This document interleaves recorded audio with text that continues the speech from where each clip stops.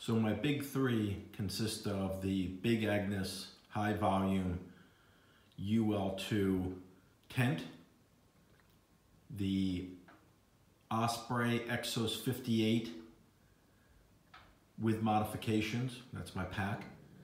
And to the right, you're just gonna see that I have a placeholder, but I've got the Mass Drop Enlightened Equipment 20-degree quilt. I've got the Climate or Static V short sleeping pad. I've got the Climate extra large pillow, and I've got the RAB silk sleeping bag liner. So we'll go over each one. You guys who are familiar with my channel realize that I've been back and forth about the tent, hammock setup, and that sort of thing. But at the end of the day is when I started Springer, I will be carrying the Big Agnes HV UL2, and that my wife and I will use. This tent is unmodified, so the weights are 16.89 ounces for the tarp in its bag, 12.87 ounces for the tent poles in the bag, 15.3 ounces for the tent, and 3.17 ounces for the stakes in the bag.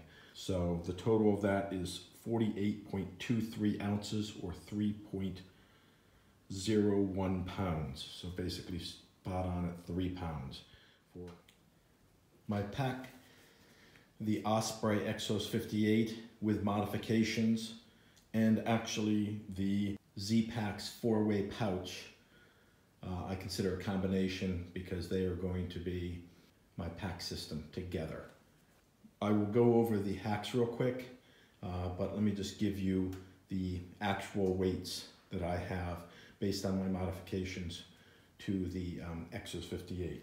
So the pack weighs 33.62 ounces, and the fanny pack is 2.2 ounces, and the belt with the fanny pack is 0.5 of an ounce. That is a total of 36.32 ounces or 2.27 pounds. So let me go over the hacks real quick. The short of it is that with the Exos 58, I didn't do anything with the fanny pack, so I just moved that way.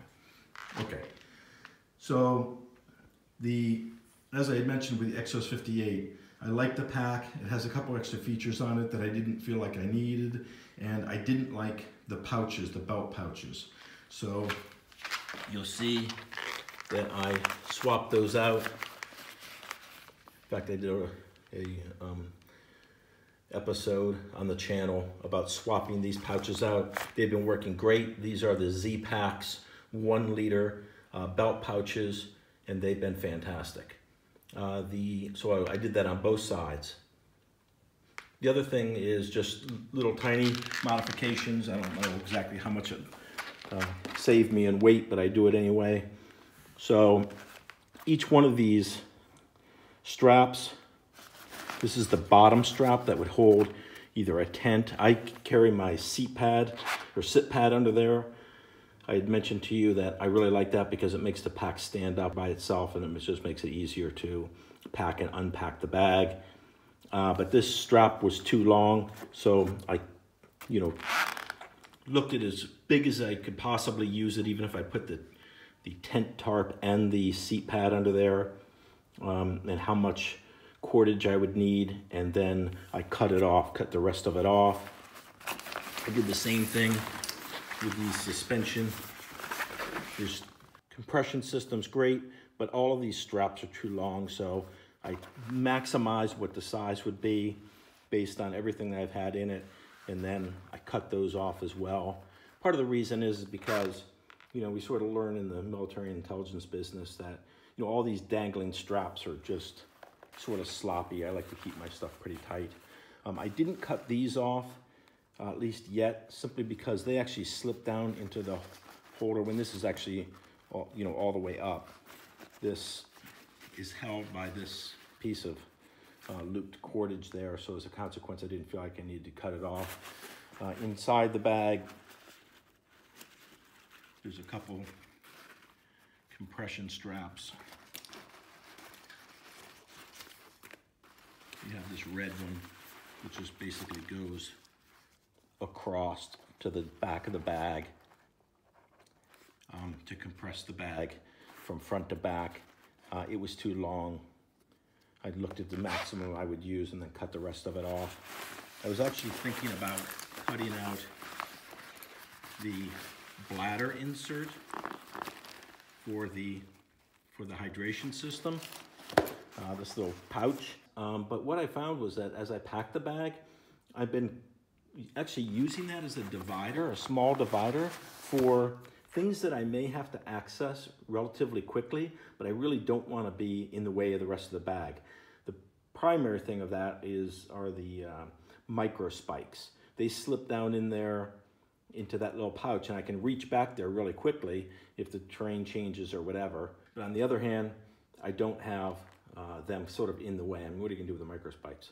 I could have them on the outside of the bag, but I just feel like that weight might be floppy in the back. So it works pretty well there. I also keep an extra handkerchief when my one gets real nasty. I can just shove it in that pouch and not dirty everything else up, but yet still have access to a clean one. So the only other thing that I did was I cut off the ice axe loop here. It was just nothing. I mean, I don't know that all of this saved me a lot of weight, but it sort of cleaned the pack up a little bit and just made me happier with it. So that's what that is. That's the weights of those. The mass drop Enlightened Equipment 20-degree quilt comes in at 23.9 ounces. The mass drop in Climate Static V ultra light insulated sleep pad in short comes in at 14.7 ounces. The Rab Carrington silk sleep bag liner comes in at 4.8 ounces. And the mass drop in Climate inflatable pillow in large comes in at 2.72 ounces with a total sleep system weight of 46.12 ounces. So those are my big three, starting out in Springer the last week of February. It comes out to 130.72 ounces or 8.17 pounds. That's a big chunk of the, I was hoping for somewhere around 15 pounds as a base weight.